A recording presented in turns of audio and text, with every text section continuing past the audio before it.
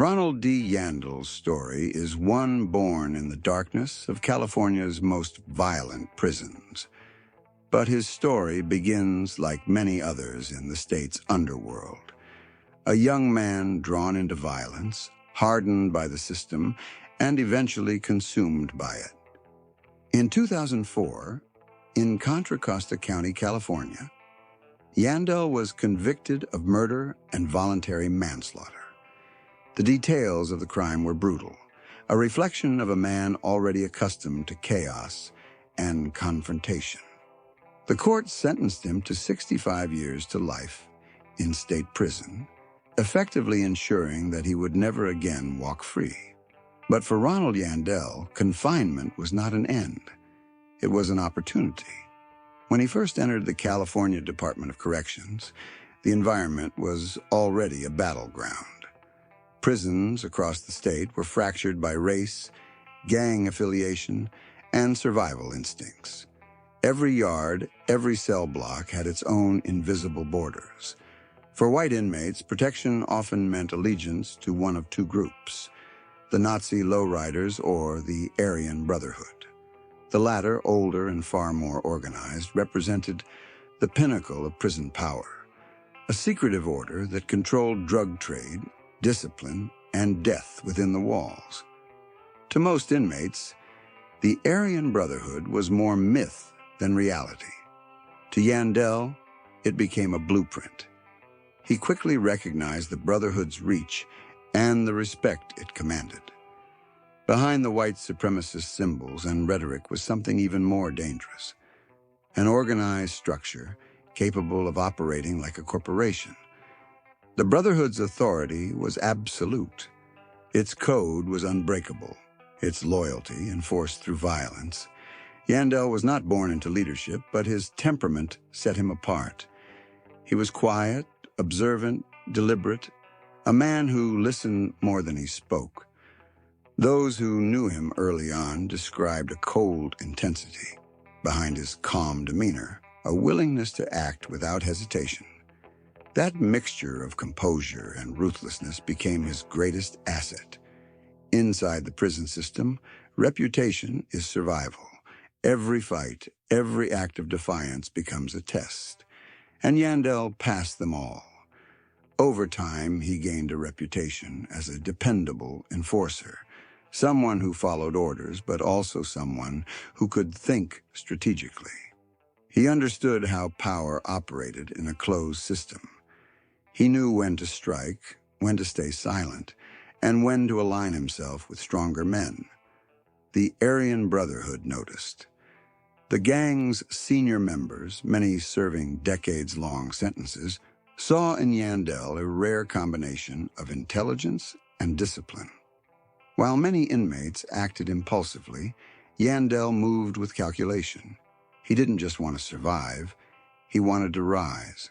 As the years went on, Yandell's position within the prison hierarchy solidified. He became known for managing the Brotherhood's affairs in his unit, mediating conflicts among white inmates, and collecting taxes from those who wanted protection. He also oversaw the distribution of contraband, ensuring that drugs, phones, and weapons flowed where they were needed most.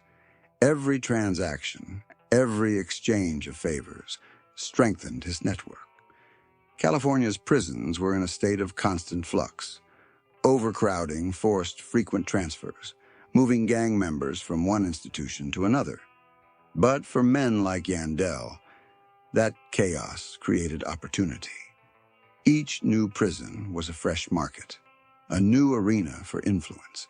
Every transfer extended his contacts, linking him to a wider Brotherhood infrastructure that spanned the state. By the late 2000s, Yandell was no longer a follower. He had become a trusted intermediary, a shot caller within the Aryan Brotherhood's expanding empire. The gang had evolved far beyond racial protection. It was now an organized syndicate dealing in narcotics, weapons, and murder-for-hire operations. From the outside, the group appeared fractured, its leaders locked in solitary confinement. But beneath the surface, communication thrived.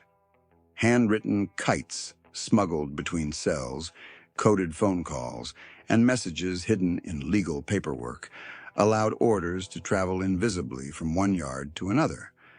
Yandell proved adept at this clandestine style of leadership. He understood how to maintain authority without exposure. His subordinates described him as composed but uncompromising, willing to negotiate, yet ruthless when crossed. And that balance earned him the ultimate currency in prison politics: fear and respect. By 2010, investigators from the California Department of Corrections Gang Intelligence Unit began identifying Yandell as a priority target. Reports indicated that he was not only enforcing Aryan Brotherhood discipline, but also directing economic operations behind bars. Drugs were moving through his networks, debts were being collected in his name. His influence had expanded beyond a single facility. Still, little could be done to contain him. Even in high-security units, the Brotherhood maintained communication channels that outsmarted correctional officers. Smuggled cell phones became the gang's lifeline, hidden in food trays delivered by corrupt staff or tucked into the body cavities of new arrivals. Phones connected leaders like Yandell to their soldiers across the state. It was a transformation that mirrored the evolution of organized crime itself, from physical control to digital command. Behind the cold steel doors of his cell, Yandell discovered a new kind of freedom. He could now order hits, direct drug shipments, and communicate with gang members on the streets, all without leaving his bunk. The Department of Corrections began to sense the magnitude of the problem. Yandell wasn't just another inmate. He was a strategist. Unlike many who succumbed to addiction or impulsive violence, Yandell approached his sentence as a career. Every day became a move in a larger game, a long play to consolidate control. He studied the system's weaknesses: guard routines, communication blackouts, and transfer schedules. He learned how to manipulate them all. He built alliances not only with white inmates, but also with select members of other racial groups, using business interests to override racial boundaries when profitable. Methamphetamine, heroin, and synthetic opioids became the Brotherhood's main currency, smuggled through visiting rooms, corrupt staff, and civilian couriers. Each transaction built Yandell's reputation further. Each show of power reinforced his authority. Even men outside the Aryan Brotherhood began to respect his influence, knowing that defiance could mean death, or worse, ostracism within a system where isolation was a living death sentence. For Ronald Yandell, the prison system had become more than a cage. It had become an empire. By the early 2000s, whispers spread across California's prisons. A new power was emerging within the Aryan Brotherhood. A man not content to follow, but destined to lead. His name was Ronald Yandell, and soon that name would be known far beyond the prison walls. By the early 2000s, Ronald Yandell was no longer just a high-ranking inmate. He was a power broker within one of America's most violent criminal brotherhoods. The Aryan Brotherhood had long been described as a ghost organization, invisible to the public, yet ever present within the concrete labyrinth of California's prison system. For decades, the gang had survived lockdowns, crackdowns, and leadership purges. It had evolved into a structure designed for endurance. Now, under men like Yandell, it was evolving again, becoming sharper, faster, and more connected than ever before. At the top of this system stood what was known as the Commission, a council of 3 senior leaders who directed the Brotherhood's operations across California's networks of prisons. By 2011, Yandell had become one of those 3 men. His position placed him in a role that was equal parts general, judge, and executioner. The decisions made by the commission rippled through every yard, every gang-affiliated cell, and every street connection tied to the Brotherhood's criminal enterprise. Despite being locked inside some of the most secure facilities in the state, Yandell and his co-leaders ruled with an iron hand. The key to their power wasn't force alone. It was communication. Hidden beneath the everyday routines of prison life was a digital underworld of smuggled cell phones. Through these devices, encrypted texts, coded phrases, and late-night calls allowed Yandell to operate with remarkable precision. He no longer needed to move. His words moved others. Between 2011 and 2016, federal investigators later revealed Yandell orchestrated a sophisticated racketeering operation from behind bars. Using contraband phones, he issued orders for murders, approved business ventures, and controlled a narcotics pipeline that connected prison yards to city streets. Methamphetamine and heroin were the gang's lifeblood, and Yandell's network ensured that the flow never stopped. Street-level dealers funneled profits back into prison accounts, while inmates distributed smaller quantities behind bars. Every gram, every dollar, every life taken was part of the larger machinery he oversaw. But Yandell's power was not only economic, it was symbolic. He understood the psychology of fear. To control thousands of men through concrete and steel, he needed to project strength at all times. When word spread that someone had defied Brotherhood orders or questioned authority, retribution followed swiftly. The punishments were not random. They were ritualistic, designed to send a message. The Aryan Brotherhood had rules, and breaking them meant death. The most infamous demonstration of Yandell's command came in 2015. That year, a single act of violence would echo through the history of California's prisons and cement his reputation as one of the most ruthless leaders the Aryan Brotherhood had ever produced. The victim was Hugo "Yogi" Pinnell, a name etched into prison lore long before Yandell's rise. Pinnell had been part of the San Quentin Six, a group of radical black inmates involved in a violent uprising at San Quentin State Prison in the 1970s. He was one of the last surviving members of that era's militant movement, serving decades in solitary confinement for assaulting guards and inmates alike. Among black and Latino prisoners, Pinnell was a symbol of defiance, a man who had stood up to white supremacists in an age when such defiance could mean death. To the Aryan Brotherhood, Pinnell represented unfinished business. For years, his name had carried a dark resonance within the gang's mythology. When Yandell rose to power, he decided it was time to settle that score once and for all. On August 12, 2015, during a routine yard release at California State Prison, Sacramento, multiple inmates rushed Pinnell and stabbed him repeatedly. The attack was fast and brutal, carried out in full view of correctional officers and surveillance cameras. When it was over, Pinnell lay dead on the yard. He was 71 years old. Prosecutors later alleged that Yandell had ordered the hit personally. According to witness statements, he promised the attackers something sacred within Brotherhood culture: membership.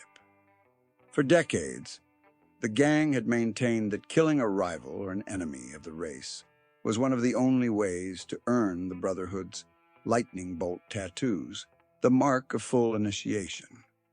The murder of Hugo Pinnell was both an execution and a ceremony. The killing sent shockwaves through California's prisons. Fights broke out across multiple facilities. Racial tensions soared, and lockdowns spread statewide. To prison officials, the murder was a chilling reminder that even under maximum security, the Aryan Brotherhood could reach anyone. To Yandell, it was proof of his absolute control. Behind bars, his reputation transformed. He was no longer merely a commission member, he was the Brotherhood's de facto leader, the man who made things happen. Prison rumors described him as calm but ruthless, capable of smiling while discussing an order to kill. Even his enemies acknowledged his intelligence and foresight. He didn't waste violence, he calculated it. The Brotherhood's influence under Yandell extended well beyond the fences. Federal agents uncovered evidence that drug shipments coordinated by Yandell's people were feeding addiction epidemics in towns across California. The money flowed back through coded accounts, family members, and romantic partners. Some funds were laundered through legitimate businesses, while others were sent directly to inmates' commissary accounts as gifts. At the height of this criminal network, Yandell was effectively running a shadow government inside prison walls. He decided who lived, who died, who got paid, and who was silenced.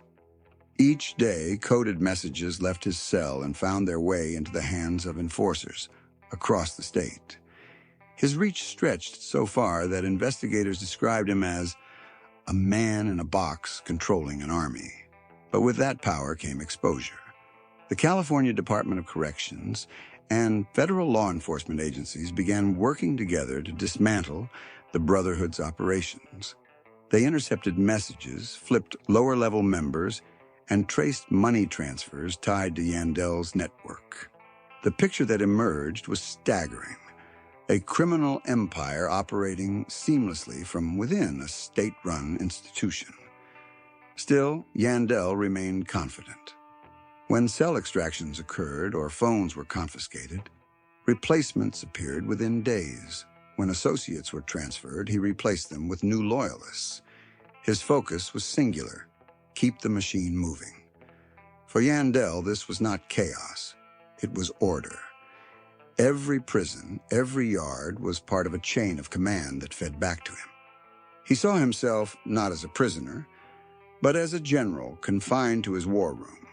A strategist playing the long game against both rivals and the state. Between 2011 and 2016, his dominance reached its peak.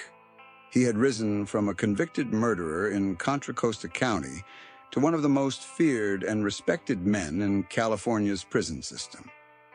His empire ran on blood and contraband, his reputation forged in the silence of isolation and the echoes of violence. But in the shadows, investigators were piecing everything together. The same communication lines that had empowered Yandell were now becoming his downfall.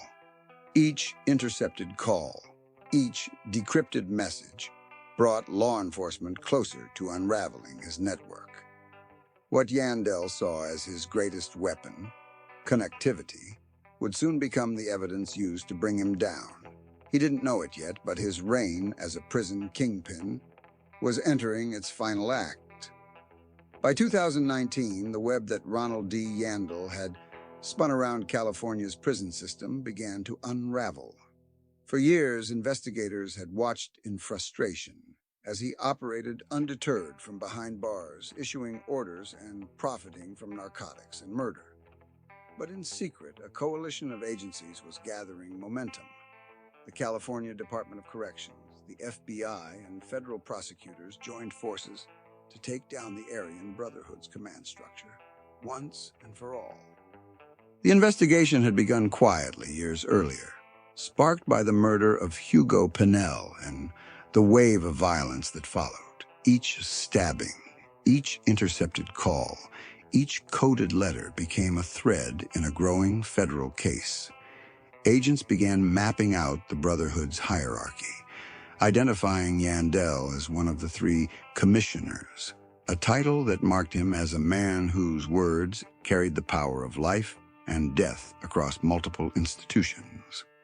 As investigators dug deeper, they began to uncover the scale of Yandell's reach. Despite being locked in maximum security, he had somehow managed to control narcotics operations that extended beyond the prison walls, moving through networks of girlfriends, relatives, and gang associates on the outside. They traced phone calls, seized contraband, and flipped insiders who were willing to talk in exchange for safety. What emerged was a chilling portrait of control. Yandell wasn't merely part of the Aryan Brotherhood, he was at its center.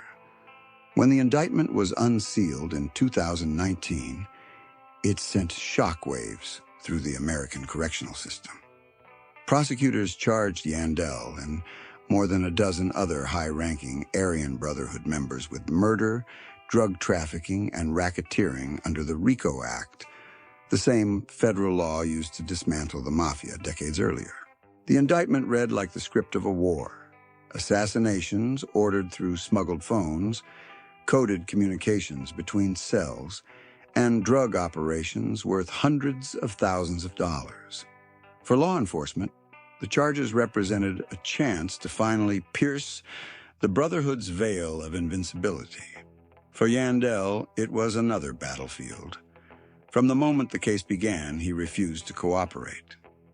In court appearances, he maintained an air of composure, sometimes smirking, sometimes silent, but always unshaken. When prosecutors described him as a ruthless prison warlord, he simply stared ahead. To the guards who escorted him in shackles, he was polite but cold. To his followers, he remained a symbol of resistance, a man who would never bow even under the full weight of the federal government. The trial was long, complex, and unprecedented. It involved years of evidence, thousands of intercepted communications, and testimony from former gang members who had turned state's witness. These men, once loyal soldiers of the Aryan Brotherhood, now described in detail how Yandell had ordered killings, arranged drug deals, and punished disobedience with surgical brutality. Each testimony painted a clearer picture. Ronald Yandell was not just another inmate. He was a general commanding an invisible army. Federal prosecutors spared no effort in portraying the Aryan Brotherhood as one of the deadliest criminal organizations in America. They presented graphic evidence of murders carried out on Yandell's orders, including assaults in prison yards and cells where victims were stabbed dozens of times before guards could intervene. They played recordings of phone calls where Yandell's calm voice issued coded directives that investigators later linked to specific acts of violence. Yandell, through his defense team, denied direct involvement. His attorneys argued that the prosecution's witnesses were unreliable, men trying to save themselves by fabricating stories. But the mountain of evidence was too large to ignore. Each intercepted message, each deposit slip, each confiscated phone formed a mosaic of control that prosecutors used to close the circle around him. By April 2024, after years of hearings and testimony, the jury reached a decision. Ronald Yandell was found guilty on multiple federal charges, including murder in aid of racketeering, conspiracy to distribute narcotics, and participating in a criminal enterprise. The courtroom was silent as the verdict was read. For many in law enforcement, it marked the end of a long and exhausting pursuit, a rare victory against a man who had controlled chaos from a prison cell. But for Yandell, the verdict was meaningless. He had been serving life since 2004. Another conviction, another sentence. None of it changed the reality he had already accepted decades earlier. To him, this was not defeat. It was endurance. As one investigator later recalled, he looked at us like we'd just interrupted his routine, not ended his life. In December 2024, Yandell returned to court for sentencing. The courtroom atmosphere was tense, filled with officers, prosecutors, and family members of victims. When offered a chance to speak, Yandell's words were brief and defiant. He declared that he would appeal, insisting that the government's case was built on lies. The judge, unmoved, sentenced him to 2 consecutive life terms in federal prison. The sentence ensured that Yandell would spend the rest of his life under the harshest conditions possible, cut off from the outside world, confined to a cell for nearly 24 hours a day. Even then, Yandell refused to show remorse. He walked out of the courtroom with his head high, his expression as unreadable as ever. But his defiance didn't end there. Just a month before his federal sentencing, in November 2024, Yandell was once again at the center of violence. During a transfer at California State Prison, Sacramento, he reportedly attacked two correctional officers with an improvised weapon. The assault left both officers injured and sparked another investigation into Yandell's ongoing influence. Officials suspected that the attack may have been retaliation for his federal conviction or an attempt to assert dominance, even as his empire collapsed. Whatever the motive, it proved one thing. Even under constant surveillance, even shackled and confined, Ronald D. Yandell remained dangerous. For prison officials, the attack was the final confirmation that isolation could not break him. Yandell had spent decades mastering the art of control over his environment, over others, and most importantly, over himself. He thrived on structure, conflict, and the quiet power that came from knowing others still feared his name. After his sentencing, Yandell was placed in long-term segregation, where his communications were further restricted. Yet rumors continued to circulate among inmates that messages bearing his initials were still moving through the system, passed in tiny folded notes or whispered in coded slang. Whether those stories were true or not, one thing was certain. Yandell's name still carried weight. He had become a legend inside the walls, a man who turned incarceration into command, who built an empire out of confinement, and who never once apologized for the lives lost under his watch. For the federal government, his conviction was a victory, but it came with a sobering realization. Dismantling the Aryan Brotherhood's leadership did not mean dismantling its influence. Dozens of younger members still operated under the gang's code, ready to fill the vacuum left by fallen leaders like Yandell. Even as he sat locked in isolation, serving multiple life sentences, Yandell's story wasn't over. For decades, he had defied every attempt to silence him. And even in defeat, that defiance endured, etched into the mythology of the Brotherhood and the culture of violence that had birthed him. The empire he built from behind bars was crumbling, but the legend of Ronald D. Yandell, the unbroken kingpin of the Aryan Brotherhood, was only growing stronger. Today, Ronald D. Yandell lives in near total isolation, a man cut off from the world, yet still bound to it by the violence he created. Inside a concrete cell no wider than a parking space, he spends most hours alone, under the hum of fluorescent lights and the watchful eyes of cameras. For most inmates, this level of isolation would break the mind. For Yandell, it's familiar territory. He has lived behind bars for more than 3 decades, and solitude has long since become his domain. Now, in his late 50s, his body bears the wear of years spent in confinement, but his reputation remains untouched. Guards describe him as calm, calculated, and disciplined, a man who never raises his voice, never reacts, and never forgets. It's that composure, that ability to remain still while chaos rages outside, that has defined his rule. Within the underground network of prison politics, Yandell's name is spoken with a mix of respect and fear. Younger inmates who have never met him still recognize the initials RDY, etched in graffiti or whispered in coded talk. He's become a ghost in the system, someone who no longer needs to act to be remembered. His myth works on its own. To understand Yandell's legacy is to understand the evolution of prison gangs themselves. When he joined the Aryan Brotherhood in the late 1980s, the gang was already feared but fragmented. Decades of war with rival factions and internal purges had left its ranks scarred and unstable. Yandell, with his militant discipline and cold intelligence, helped to reshape the Brotherhood's operations. He introduced order to their chaos, transforming the group from a loose alliance of racists and convicts into an organized criminal enterprise that ran like a military. Under his watch, communication channels became more sophisticated, smuggling routes more efficient, and alliances more strategic.